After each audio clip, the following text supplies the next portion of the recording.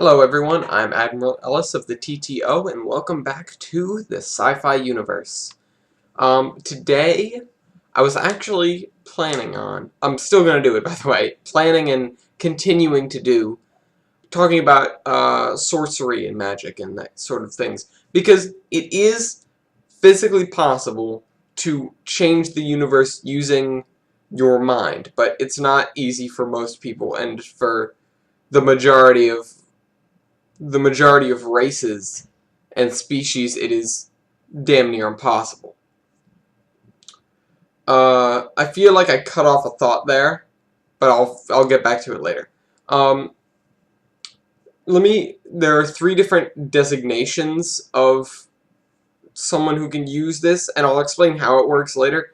But there are three different designations, and the top one is a wizard or a witch, and that is gender-based. And then, of course, there's, like, warlocks, which are just ones that are militaristic.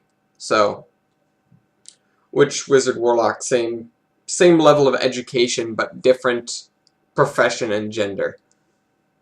And then, right below that, there's sorcerer. And I'm going to explain the difference pretty soon. But there's sorcerers and sorceress, I think is the female. I'm not sure on that. Don't quote me. And under that is just your standard magician. And then a mage is just like a... Mage is not a designation, but just a term for anyone who can use magic. And it's more of just something that you would be used in a military that has people that can use magic. If you're, instead of being a artilleryman or assault rifleman or sniper, you're a mage. So yeah, or a medic or engineer, or just you guys should know what I mean. Also, you like the shirt? Yeah, I like the shirt. Just had to point it out. Now, what was I about to say?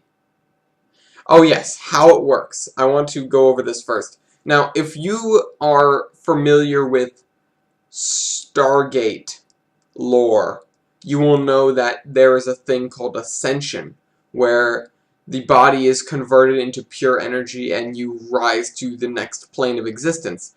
And there's a whole mess of stuff about that I talked about before, and I'll go over it again if you guys want me to. Just post a comment or send an email to the email in the description.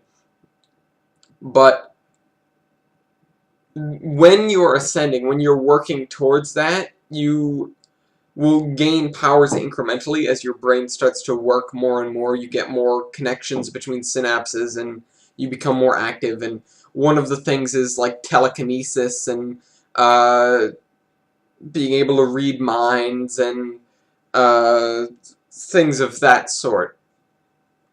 Telekinesis is my favorite. It's the coolest one. I wish I was partially ascended or something, because it would be very, very cool to have those sort of powers. But I'm just a standard human being. You know, just a standard, boring old human. Nobody cares about me. Just kidding. I've got a lot of people that care about me. And you all do too. But this is not a psychology show. This is a sci-fi show. So, the three designations are based mainly on your education. And if you take a look at Harry Potter, to use this as an example, yeah, it's integrated. I can integrate it easily enough that Harry Potter does exist within the holy and expansive sci-fi universe. I'll explain it later. There's a special foreigner planet that uses radiation to screw around with your brain and convert you over to someone who can use magic, but that's only if you're susceptible to the radiation, and the radiation helps with your powers. And there's another thing in here that I'm going to reference at the end of the video, which is very important.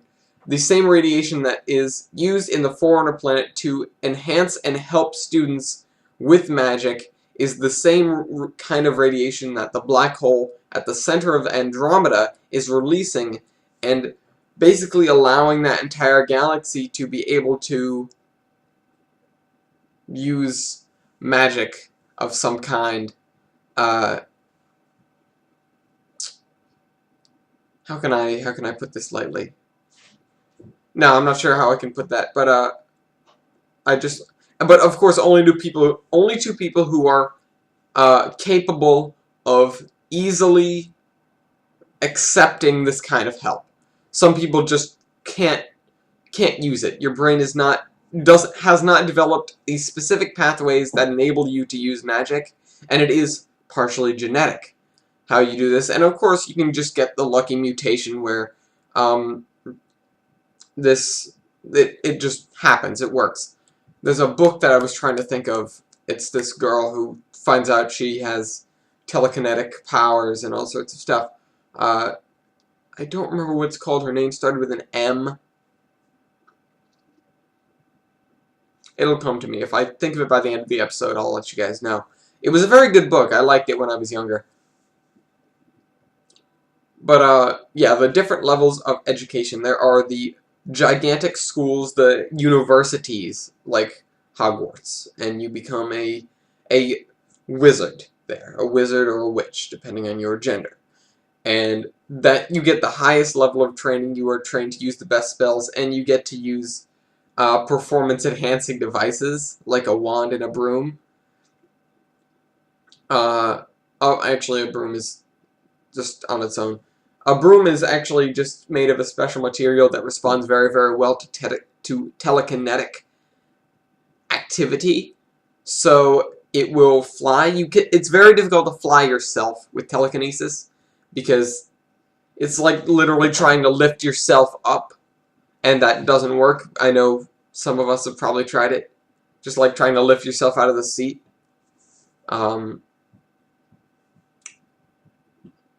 Where was I? Oh yes, and then there are the smaller schools. They're just not quite universities. They're smaller schools. That's where you get trained. You can become... The smaller schools are actually kind of lower class. They generally turn you into just plain old magicians. End up being more elemental instead of all-encompassing. It's just whatever your body is specially suited for. That's what they work off of instead of basically training you for everything.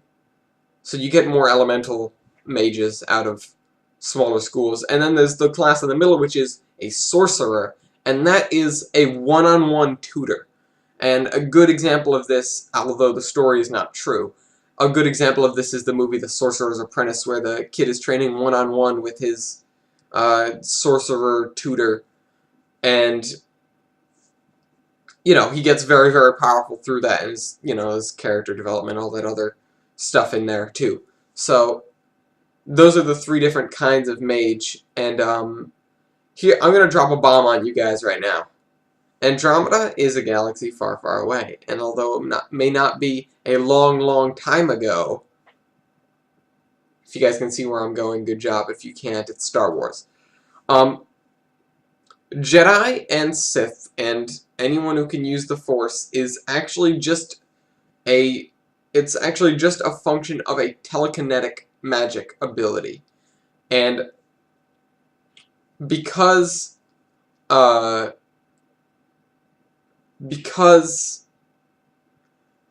black hole at the center of Andromeda is giving out this kind of radiation, it becomes very easy for even someone with the correct neural synapse stuff to become very powerful. So while you may not have that many of them that are doing it, you certainly end up with anyone who can becoming very, very powerful. Which is why you have Jedi who can, you know, do all sorts of really cool stuff. And then, you know, that's that. You get trained as well because the radiation itself doesn't just make you better. It just helps you become better faster. It's like a double EXP kind of thing, where if you don't do anything, it's not going to affect you because 0 times 2 is still 0. But if you train a little bit, it'll multiply that. It'll make it easier for you to train better.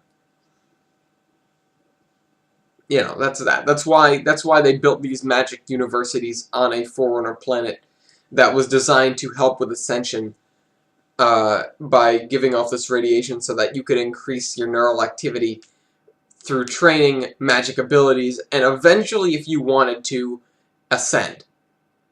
That was the ultimate goal, and on the way, they discovered magic. And, of course, in Andromeda, Jedi and Sith were not looking for ascension, but they actually got it. If you look at, like, Yoda and Obi-Wan's ghosts and Anakin's ghost, they ascended. That's that. That's what they did. That's how they're still alive and talking to Luke at the end of the 6th movie. Spoilers. When they killed, they sent, you know, more powerful than I have. What does Obi-Wan say? If you strike me down, I will become more powerful than you could ever imagine. Something along those lines. But yeah, that's that. That's what happens. He ascends when Darth Vader kills him. Spoilers. Oh, and if you look at, a great example of this is if you look at the episode of Stargate Atlantis, A Tao of Rodney.